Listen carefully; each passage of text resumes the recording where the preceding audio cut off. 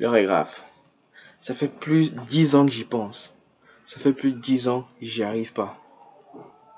Il faudrait vraiment que je devienne millionnaire. C'est sûrement le genre de discours que vous vous tenez presque tout le temps. Alors ensemble, on va voir aujourd'hui comment passer d'un individu lambda à millionnaire. Et tout ça en moins d'1 an.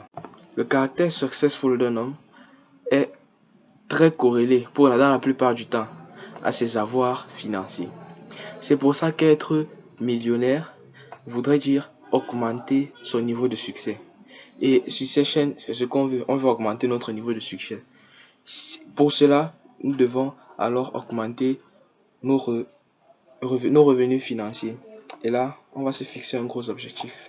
Devenir millionnaire. Alors, stop. Devenir millionnaire, ce n'est pas faire quelques sous. Non. Devenir millionnaire, c'est avoir un certain pouvoir. Avoir assez de responsabilités, mais aussi avoir une réussite financière. La plupart d'entre vous, je suis sûr que vous n'arrivez même pas à faire quelques euros en ligne. Cette vidéo va vous montrer pas à pas quelles sont les étapes pour devenir millionnaire. Peu importe combien de temps ça vous prendra, vous pourrez être millionnaire plus rapidement que la majorité des gens. Pour ça, on utilisera les business en ligne. Pourquoi les business en ligne? Parce que, à mon humble avis, c'est le moyen le plus accessible à tous pour faire de l'argent. Si vous utilisez un business physique, il y a beaucoup trop de barrières à l'entrée. La plupart du temps, les business physiques, on demande beaucoup d'argent pour se lancer, demande des locaux, demande plusieurs choses. Alors qu'un business en ligne, c'est pas ça. Il existe des business en ligne que vous pouvez lancer sans même un seul euro. Alors, let's go dans cette aventure. Écoutez-moi bien, c'est Alan. La première des choses à savoir lorsque vous voulez lancer un business en ligne, c'est ceci. Trouvez-vous le bon moyen de transport. Pour vous parler de la route vers être millionnaire, je vous ai utilisé le terme de route parce que c'est exactement comme ça que je vois les choses. Vous voulez quitter d'un endroit, c'est-à-dire votre situation financière actuelle, à millionnaire, une autre situation. Et donc, vous allez parcourir une route. La première des choses, quand vous voulez parcourir une route, c'est quoi? Exactement comme pour devenir millionnaire, de vous déterminer le moyen de transport. Alors, en faisant le parallèle avec notre business, le moyen de transport, ce sera de choisir quel est le business que vous voulez utiliser. Attention, je vous arrive tout de suite. La première des choses, c'est que vous n'allez pas directement être millionnaire. C'est clair, vous avez presque pas de chance de l'être avec votre premier business. La chose à laquelle va nous servir notre premier business, c'est d'avoir quelques euros en ligne pour qu'on puisse être sûr que oui, je peux gagner des euros en ligne. Alors moi, depuis énormément de temps, je m'informe sur les business en ligne à lancer et actuellement, il m'en est revenu 2 pour les débutants. Le premier business à lancer, c'est le business des agences. Alors, pourquoi est-ce que le business des agences est si facile à lancer? C'est que le business des agences a beaucoup moins de barrières à l'entrée. C'est-à-dire qu'il demande beaucoup moins d'efforts, que ce soit financier, temporel, pour pouvoir se lancer. Vous pouvez l'entretenir pendant assez longtemps en fournissant peu d'efforts sur ces 2 plans-là. Le deuxième type de business que je considère facile à lancer, c'est le business e-commerce. Vous allez me dire, ouais, le business e-commerce, on connaît tous, Yomi Denzel. Mais non, Yomi Denzel, lui, d'abord, il parle très souvent du dropshipping. Mais il existe d'autres types de business e-commerce. Les business e-commerce, en quoi est-ce que cela constitue? Cela se constitue de cette façon. Les business e-commerce sont des business dans lesquels vous faites de la vente, des achats, des transactions en ligne, des transactions de produits en ligne. Nous allons ensemble traiter 2 cas. les deux cas. Le premier cas, celui du business e-commerce. Alors, concernant le business e-commerce, c'est assez facile. Parce que la première des choses à faire, c'est juste de réussir à vous former. Parce que vous ne pouvez vraiment pas arrêter tout ce que vous faites de vous lancer directement. Vous ne pouvez pas vous lancer sans avoir un minimum de connaissances sur le business que vous voulez lancer. Deuxième des choses, après vous être formé sur le minimum requis, c'est de vous lancer le plus rapidement possible. Quand je dis le minimum requis, c'est vraiment, comme je vous l'entendais, le minimum. Vous n'avez pas besoin de connaître tout. Vous avez juste besoin de connaître le business model et comment ça fonctionne. C'est tout. Après ça, vous vous lancez. Et en même temps que vous vous êtes lancé, vous continuez à vous former. Une fois que vous avez choisi votre business e-commerce, vous vous êtes formé et que vous avez débuté, je veux que pendant au moins 3 mois, vous ne vous arrêtez pas. Même si vous voyez quelqu'un à côté qui fait plus de roues plus rapidement que vous, avec un autre business, laissez-le. Dites-lui, ouais, c'est bien, il faudrait que je regarde ton business. Mais non, laissez-le passer.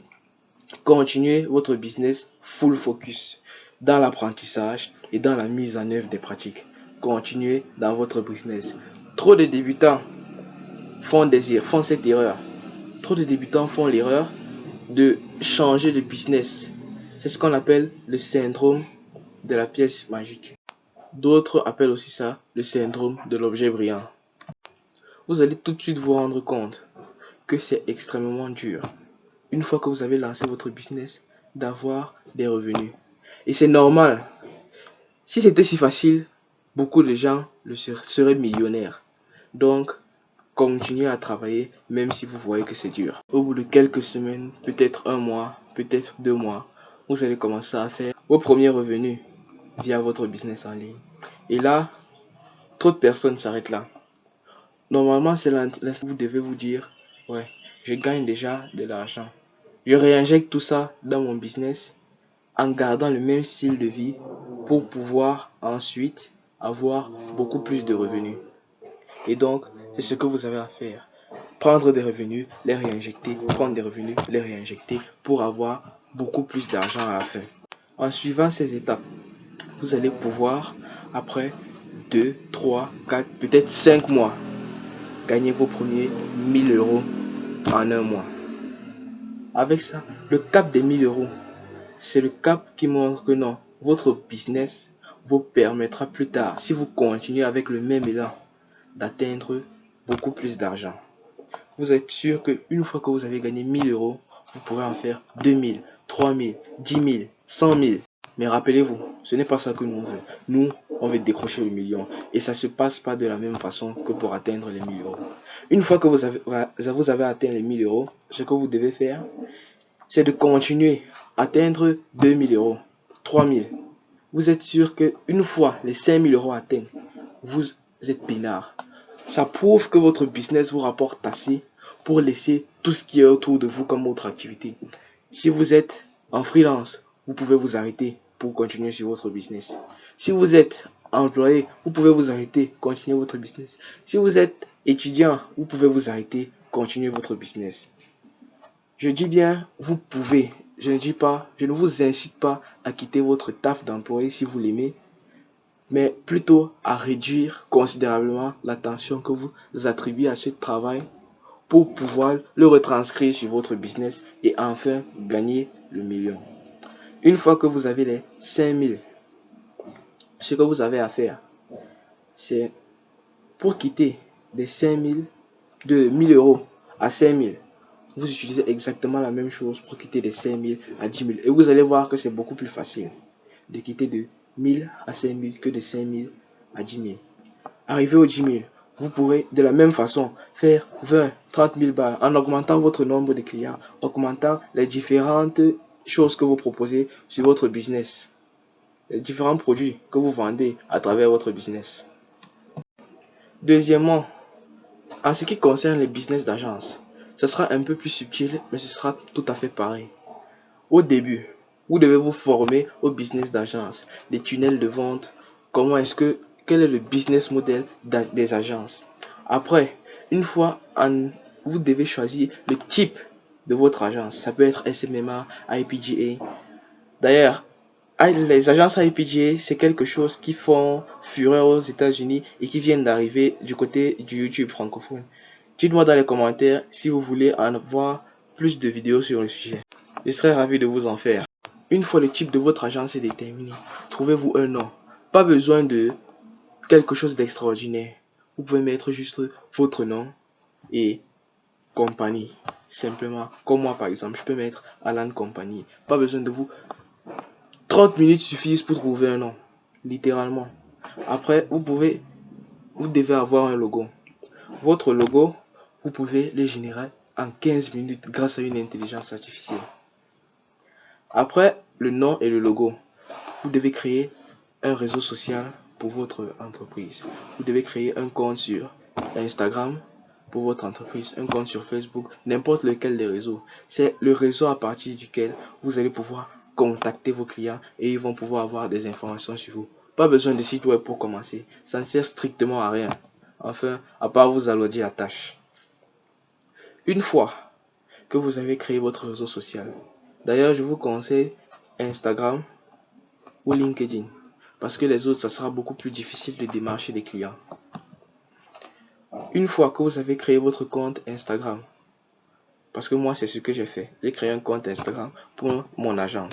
Vous allez essayer de publier un maximum de contenu gratuit sur le domaine dans lequel fait votre agence. Si c'est du social media marketing, donc du marketing sur les réseaux, ce que vous avez à faire, c'est de faire beaucoup de publications sur le sujet du marketing.